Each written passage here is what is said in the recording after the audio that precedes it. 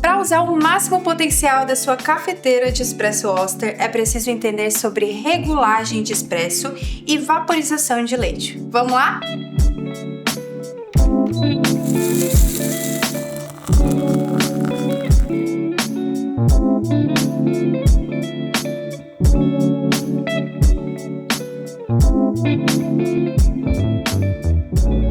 A primeira coisa que você precisa saber é que o grão de café é muito sensível à luz, umidade e calor. Quando ele ainda está em grão, é como se ele ainda tivesse uma capa protetora, assim como os super-heróis, protegendo suas características sensoriais, como acidez, doçura e cor. Quando moído, essa capa se vai e todos os óleos do café ficam expostos ao ambiente, fazendo com que o café fique mais sensível e acabe perdendo seu sabor. É por isso que moemos o café só na hora do preparo. Por ele ser tão sensível, o café reage à umidade do local onde ele está.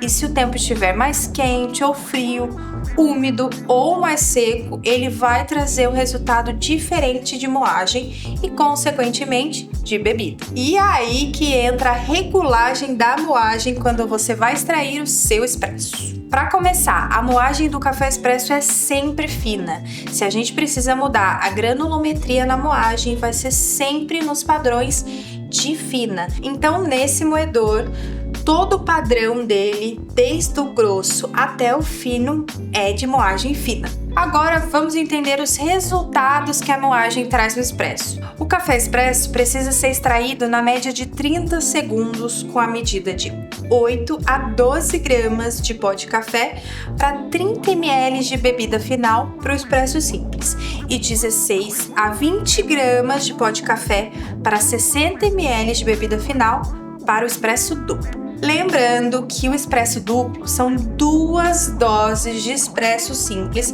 caindo ao mesmo tempo, ou seja, o tempo de extração não muda. Se o café estiver demorando muito mais que 36 segundos para ser extraído, ele está super extraído. E se o café estiver sendo extraído com menos de 27 segundos, ele está subextraído. O resultado na boca do expresso super extraído é uma bebida muito amarga, quase impossível de ser tomada, porque a água ficou muito tempo em contato com o pó de café, causando uma super extração. Você vai ver que sai bem fininho a bebida, às vezes nem acaba saindo, e isso é uma super extração. E o resultado na boca do expresso subextraído é uma bebida fraca, sem gosto e cor, porque a água não ficou tempo suficiente em contato com o pó de café. Você vai reparar que o expresso subextraído, ele sai muito rápido, parece uma cachoeira mesmo.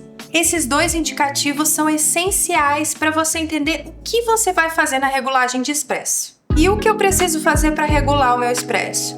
Mudar a moagem para mais grossa ou mais fina. Lembre-se que é sempre na variação de moagem fina. Então vamos lá. Se o expresso estiver super extraído, você vai mudar aqui no moedor um pontinho para mais grossa. Então eu vou para cá. Aí eu vou preparar novamente o café e vou provar. Se o café estiver subextraído, vou mudar um pontinho de novo no moedor para mais fina. Vou preparar novamente o expresso e aí eu provo. É preciso sempre mudar um ponto só no moedor, porque as mudanças na bebida já ocorrem de forma bem drástica. Você vai fazer isso até a extração do expresso estiver no tempo ideal de 30 segundos e principalmente no sabor ideal. E qual é o sabor ideal de um expresso? Equilibrado. Doçura, corpo e acidez da medida e zero amargor. Anota aí, um bom expresso com grão de qualidade não tem amargor. Apenas intensidade de bebida resultante da concentração de pó versus água. Após você regular o seu expresso, é hora de experimentar outras extrações, como o ristretto e o lungo.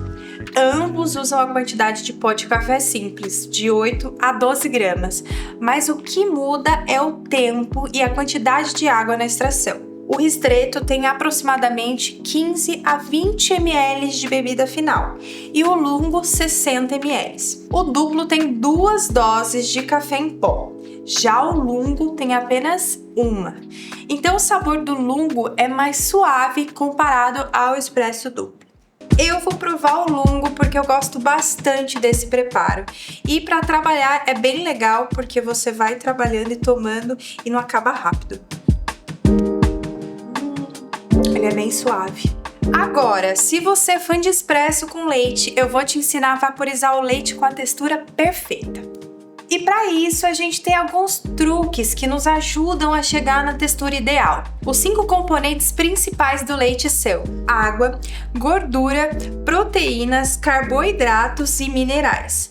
As proteínas do leite são especiais porque só podem ser encontradas no leite animal. Para as bebidas de café, o principal papel da proteína é auxiliar na criação e estabilização da espuma do leite. Ela faz isso atuando como uma barreira, um filme entre o ar e o leite, o que impede que as pequenas bolhas de espuma estourem ou desestabilizem. Então, vamos aplicar a técnica correta de vaporização de leite.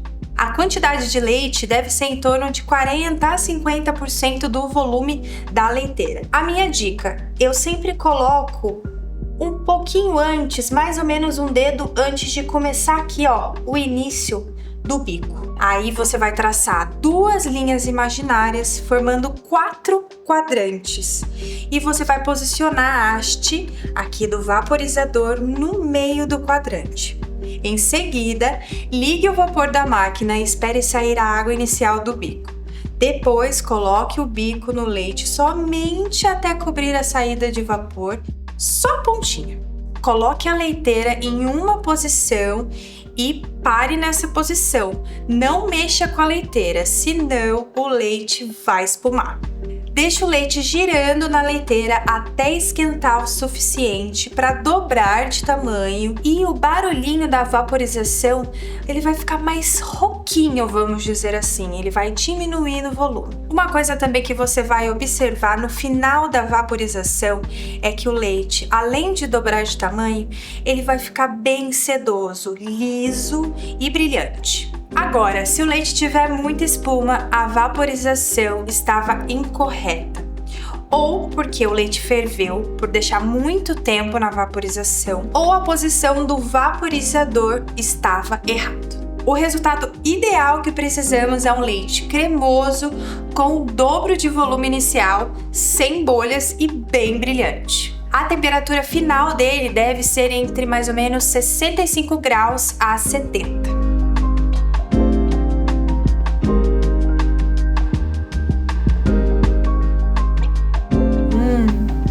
A textura perfeita para o cappuccino perfeito. Servidos?